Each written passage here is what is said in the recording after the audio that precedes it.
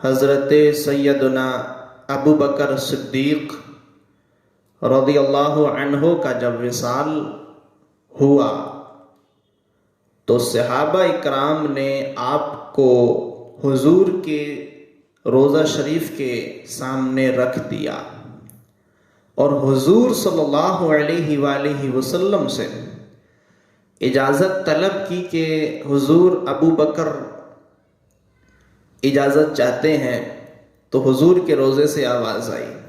تو یہ بیان مولانا ثاقب رضا مصطفی صاحب مدظلہ النورانی نے یہ بیان کیا تھا، اور پھر جو دروازہ تھا وہ خود بخود کھلا اور اندر سے آواز آئی، اوصل الحبیب الی الحبیب لأن الحبیب الی الحبیب مشتاق، یار کو یار سے ملا دو، یار تو پہلے یار کا انتظار کر رہا ہے۔ لیکن انجینئر علی مرزا نے ان کا رد کیا اور اپنی جو عقل ناتمام ہے اس کو اس نے دوڑایا اور یہ ثابت کرنے کی کوشش کی کہ حضور کی قبر سے آواز باہر نہیں آ سکتی۔ آپ یہ ویڈیو اس کی پہلے سماعت کریں۔ نے وصیت فرمائی تھی کہ میری میت کو روضہ رسول صلی اللہ علیہ وسلم کے باہر رکھ دینا، اور اگر اجازت مل جائے تو مجھے رسول پاک صلی اللہ علیہ وسلم کے ساتھ دفن کر دینا، اور پھر اجازت مل گئی تو رسول پاک صلی اللہ علیہ وسلم کے ساتھ تدفین کر دی گئی۔ ہاں، وہ یہ کہتے ہیں کہ جی وہ روضہ شریف سے آواز آئی کہ حبیب کو حبیب سے ملا دو۔ یہ میرے بھائیوں یہ تاریخی روایتیں، حدیث میں کہیں یہ موجود نہیں ہے، یہ بالکل جھوٹ ہے۔ پھر انہوں نے یہ کہا کہ یہ ایک تاریخی روایت ہے، حدیث سے اس کا کوئی مطلب نہیں ہے، جبکہ ایسا نہیں ہے۔ یہ میرے پاس ہے التفسیر الکبیر، تفسیر کبیر، اس کے مصنف حضرت امام فخر الدین رازی رحمت اللہ تعالی علیہ، جو کہ 600 ہجری کے متوفا ہیں۔ یہ تفسیر کبیر جلد نمبر 21 اور 22 ایک جگہ ہے، اس میں سورہ کہف کی آیت نمبر 9 کے تحت حضرت ابو بکر صدیق کی کرامات گنوا رہے ہیں حضرت امام فخر الدین رازی رحمت اللہ تعالی علیہ۔ تو آپ کی کرامات کے چرچے میں امام فخر الدین رازی نے اس روایت کو نقل کیا، کہتے ہیں اما ابو بکر رضی اللہ عنہ فمن کراماتہ انہ لما حملت جنازتہ الى باب قبر نبی صلی اللہ علیہ وآلہ وسلم ونودی السلام علیک یا رسول اللہ ھذا ابو بکر بالباب فاذا الباب قد انفتح فاذا بہاتف من القبر ادخل الحبیب الی الحبیب۔ یہ وہی لائن ہے جو مولانا ثاقب رضا مصطفی نے بیان کیا، اس کا ترجمہ ہے۔ امام فخر الدین رازی کہتے ہیں کہ حضرت ابوبکر صدیق کی کرامتوں میں سے ایک کرامت یہ بھی ہے کہ جب آپ کے جنازے کو اٹھایا گیا، رکھا گیا حضور کے روضے کے دروازے پر، اور لوگوں نے پکارا یا رسول اللہ یہ ابو بکر ہیں اور اجازت چاہتے ہیں، تو دروازہ خود ہی کھل گیا اور ہاتف غیبی سے آواز آئی کہ حبیب کو حبیب کی طرف داخل کر دو۔ یہ تفسیر کبیر۔ تو ان کا کہنا یہ ہے کہ اگر حضور کی قبر سے آواز باہر آ سکتی تھی تو اس وقت کیوں نہیں آئی کہ جب حضرت ابو بکر کی خلافت کے دور میں شیعہ سنی کا جھگڑا ہوا تھا تو حضور تو آواز دے کر کے معاملہ نپٹا دیتے۔ آپ سنیں، اس سے بڑا ایشو تو سقیفہ بنی ساعدہ تھا، جہاں پہ خلافت کے مسئلے میں اختلاف ہوا ہے۔ اس میں تو سیدنا ابو بکر صدیق نے نہیں کہا کہ ہم جاتے ہیں اور نبی علیہ السلام سے قبر مبارک پہ جا کے فیصلہ کروا لیتے ہیں کہ آپ کا وصی کون ہے۔ حضور کی قبر سے آواز باہر آ سکتی ہے یا نہیں آ سکتی؟ پہلے تو اس پر حدیث پاک سنیں۔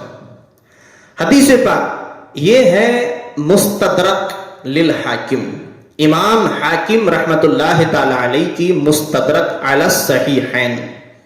اس کو انجینئر علی مرزا بھی مانتا ہے۔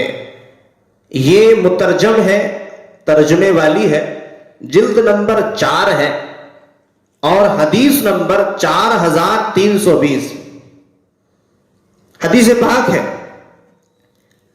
حضرت عبداللہ ابن ابی فرواہ رضی اللہ عنہ فرماتے ہیں کہ نبی کریم صلی اللہ علیہ وآلہ وسلم نے احد میں، جو احد کی جنگ تھی، احد کے میدان میں شہداء کی قبور کی زیارت کی. جو شہید ہو گئے تھے جنگ احد میں، تو سرکار نے ان کی کیا زیارت کی. اور پھر حضور نے فرمایا اے اللہ، بے شک تیرا بندہ اور تیرا نبی یہ گواہی دیتا ہے کہ یہ لوگ شہید ہیں، اور بے شک قیامت تک جو بھی آدمی ان کی زیارت کرے اور ان کو سلام کرے تو یہ اس کا جواب دیں گے. پھر اس کے آگے امام حاکم نے روایت کیا، کہتے ہیں کہ حضرت عطاف قال العطاف، حضرت عطاف سے روایت ہے، وہ کہتے ہیں کہ میری خالہ نے مجھے بتایا، حدثتنی خالتی. حضرت عطاف کہتے ہیں کہ میری خالہ نے مجھے بتایا کہ انہوں نے ان شہداء کی قبروں کی زیارت کی.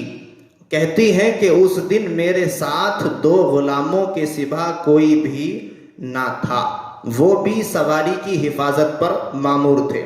وہ کہتی ہیں کہ جب میں شہداء کی قبروں پر پہنچی تو میں نے شہداء کو سلام کیا، اور جب میں نے سلام کیا تو میں نے سلام کا جواب سنا. قبروں سے سلام کے جواب کی آواز آ رہی تھی، اور جواب کیا تھا؟ سلام کے بعد جواب یہ تھا کہ خدا کی قسم، یہ شہید کہہ رہے ہیں، قبروں کے اندر سے شہید کہہ رہے ہیں، اور یہ حاکم ہے، یہ حاکم نے روایت کی المستدرک علی الصحیحین میں. شہداء کہہ رہے ہیں اپنی قبروں سے، کیا کہہ رہے ہیں؟ کہ خدا کی قسم ہم تمہیں اسی طرح پہچانتے ہیں جیسے ہم ایک دوسرے کو پہچانتے ہیں. جب اتنی بات کہی تو حضرت عطاف کی خالہ فرماتی ہیں کہ یہ آواز سن کر میرے رونگٹے کھڑے ہو گئے. میں نے غلام سے کہا کہ میرا کھچر میرے قریب کرو، تو میں اس پر سوار ہو گئی. پھر کہتے ہیں کہ یہ اسناد مدنی صحیح ہے، اس کی سند، اس حدیث پاک کی سند بالکل صحیح ہے. شہداء کی قبروں سے آواز باہر آ سکتی ہے تو بدرجہ اولا ہمارے نبی صلی اللہ علیہ وآلہ وسلم کی قبر شریف سے بھی آواز باہر آ سکتی ہے. پھر بعد میں انہوں نے وہ اعتراض کیا، انشاءاللہ ابھی ہم اس کا بھی جواب دیں گے. پھر اس کے بعد دوسری حدیث پاک ہے. دوسری حدیث امام دارمی رضی اللہ عنہ روایت کرتے ہیں حدیث پاک، اور کہتے ہیں کہ اس حدیث کے جو رجال ہیں وہ ثقات ہیں، یعنی حدیث صحیح ہے، ضعیف نہیں ہے. حدیث کیا ہے؟ حدیث پاک یہ ہے کہ حضرت سعید بن مسیب رضی اللہ عنہ روایت کرتے ہیں کہ حادثہ حرہ کی راتوں میں، یعنی جس وقت یزید نے کربلا پر ظلم و ستم کروانے کے بعد جب مدینہ شریف پر اس نے ظلم کیا اور وہاں پر پتھر برسوائے، آگ کے گولے بھی چھڑوائے، اور اس نے صحابہ کرام کو گرفتار کرنا شروع کر دیا، تو یہ وہ وقت ہے، اس کو کہتے ہیں حادثہ حرہ. تو کہتے ہیں حضرت سعید بن مسیب کہتے ہیں کہ حادثہ حرہ کی راتوں میں نے خود کو یوں پایا، کیونکہ مسجد نبوی میں کوئی نہیں تھا، پوری مسجد نبوی شریف خالی تھی، اور کوئی بھی مسجد نبوی میں نہیں تھا کیونکہ یزید کی فوج سب کو گرفتار کر رہی تھی. تو اکیلے حضرت سعید بن مسیب مسجد نبوی شریف کے اندر تھے، اور وہ بھی ایسے تھے کہ انہوں نے اپنے آپ کو پاگل ثابت کیا کہ میں تو پاگل ہوں. پاگلوں والے انہوں نے کام شروع کر دیے، تو یزید کی فوج نے ان کو گرفتار نہیں کیا.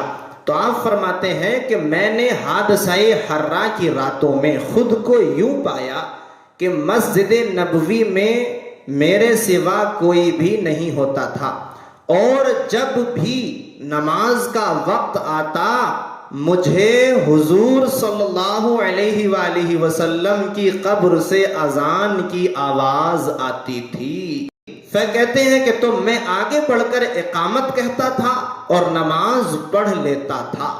یہ حدیث پاک روایت دلائل النبوہ میں بھی ہے اور سنن دارمی شریف میں بھی ہے. تو یہاں سے یہ ثابت ہو گیا کہ حضور کی قبر سے آواز آنا ممکن ہے. تم نے جو یہ ثابت کیا کہ حضور کی قبر سے آواز نہیں آ سکتی، تو ہم یہ تم نے جو ثابت کیا وہ تو تم نے کوئی دلیل دی نہیں. کوئی اس پر حدیث پیش کرو کہ سرکار نے کہا ہو کہ میری قبر سے تو آواز آ ہی نہیں سکتی. لیکن ہم حدیث پاک پیش کر رہے ہیں. اچھا، ایک ایسی حدیث ہے کہ جو بڑی زبردست حدیث پاک ہے، مسند ابو یعلا میں یہ حدیث پاک روایت کی گئی ہے اور بسند صحیح. امام ابو یعلا نے صحیح سند کے ساتھ روایت کیا ہے اور امام حاکم نے المستدرک میں روایت کیا. کہتے ہیں عن ابی ہریرہ رضی اللہ عنہ قال سمعت رسول اللہ صلی اللہ علیہ وآلہ وسلم یقول والذی نفسی بیدہ. حضور حضرت عمر سے حضرت ابو ہریرہ رضی اللہ عنہ سے روایت ہے، کہتے ہیں کہ میں نے رسول اللہ صلی اللہ علیہ وآلہ وسلم کو یہ فرماتے ہوئے سنا. آپ نے فرمایا کہ قسم ہے اس کی، اس اللہ کی قسم کہ جس کے قبضہ قدرت میں میری جان ہے.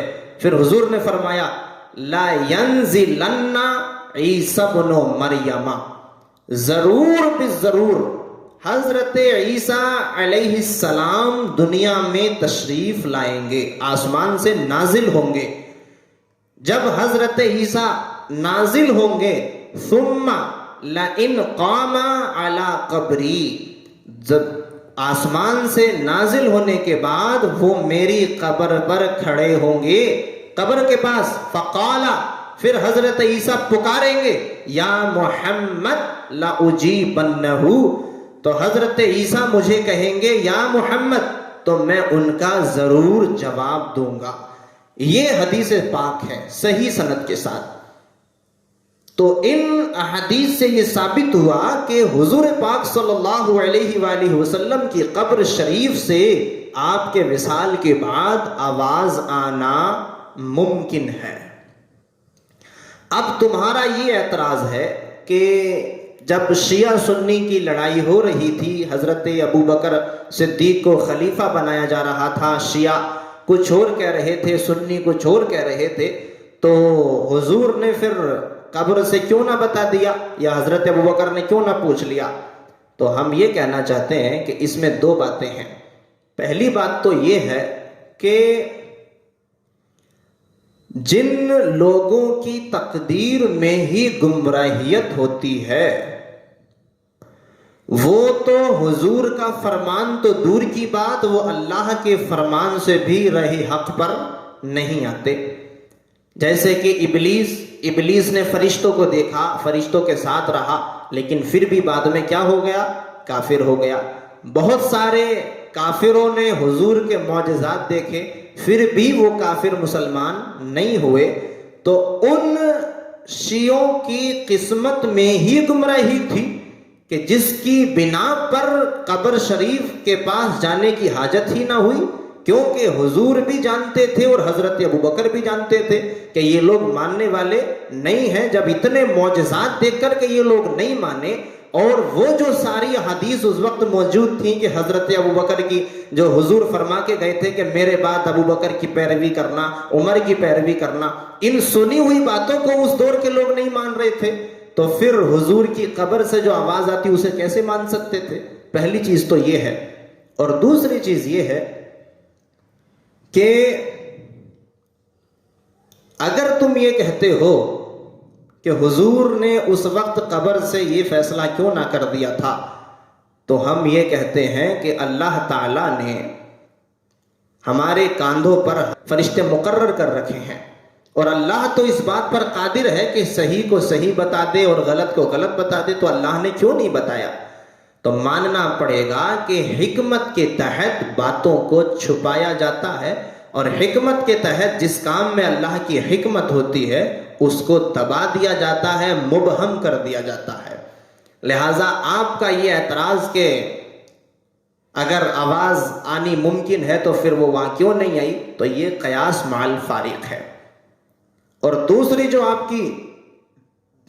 آپ کا جو دوسرا لوجک تھا، فرماتے تھے تو اگر ابو بکر کے لیے آواز آ گئی تھی تو عمر کے لیے بھی آنی چاہیے تھی. یہ دوسری میری لاجک ہے کہ نبی علیہ السلام حضرت ابو بکر اور عمر کا نام اکٹھا لیا کرتے تھے، ان کو ایک حضرت ابو بکر کے لیے روزے سے آواز آ سکتی ہے تو حضرت عمر نے جب دفن ہونے کے لیے اجازت چاہی حضرت عائشہ سے تو پھر ان کے لیے آواز کیوں نہیں آئی؟ تو میں یہ کہتا ہوں کہ کیا یہ ضروری ہے کہ جو خصوصیت حضرت ابو بکر کو ملی ہو وہ حضرت عمر کو بھی مل جائے؟ کیا یہ ضروری ہے؟ اگر یہ ضروری ہی ہے، جس طرح سے آپ مان رہے ہو، اگر یہ ضروری ہی ہے تو پھر تو حضرت ابو بکر کو اور حضرت عمر کو بھی وہ خصوصیت ملنی چاہیے جو حضور کو ملی. کیونکہ حضور تو یہ فرماتے تھے کہ نا کہ میں نے اور ابو بکر نے یہ کام کیا، میں نے اور ابو بکر اور عمر نے یہ کام کیا. جب حضرت ابو بکر کی وجہ سے آپ حضرت عمر کی یہ خصوصیت مانتے ہو کہ انہیں بھی ایسا ہونا چاہیے تھا، تو پھر تو حضور اور حضرت ابو بکر بھی صفت میں برابر ہونے چاہیے تھے اور حضور اور حضرت عمر بھی برابر ہونے چاہیے تھے. لیکن ایسا نہیں ہے. ساتھ جانا، ساتھ میں کوئی کام کرنا یہ الگ چیز ہے، اور خصوصیت ذات کی منفرد ہونا یہ الگ چیز ہے. تو جو اللہ نے خاصیتیں ہمارے نبی صلی اللہ علیہ وآلہ وسلم کو عطا فرمائی ہیں وہ حضرت ابو بکر کو نہیں دی، جو حضرت ابو بکر کو دی ہیں وہ حضرت عمر کو نہیں دی. لہذا خصوصیت میں سارے صحابہ الگ ہیں اور سب کی خاصیتیں بہت افضل اور اعلیٰ ہیں. لہذا ہم یہاں پر بیٹھ کر یہ ثابت کر چکے ہیں کہ حضرت علامہ پیر ثاقب مصطفی صاحب پر جو انہوں نے جھوٹا الزام لگایا اور ان پر جو افترا کیا یہ سراسر غلط ہے. اور ہم یہ بھی ثابت کر چکے ہیں کہ ان کی جو لاجک ہے کہ حضور کی قبر سے آواز نہیں آ سکتی، ہم ان حدیثوں سے اس بات کو ثابت کر چکے ہیں کہ حضور صلی اللہ علیہ وآلہ وسلم کی وصال کے بعد بھی ان کی قبر شریف سے آواز آنا یہ ممکن ہے.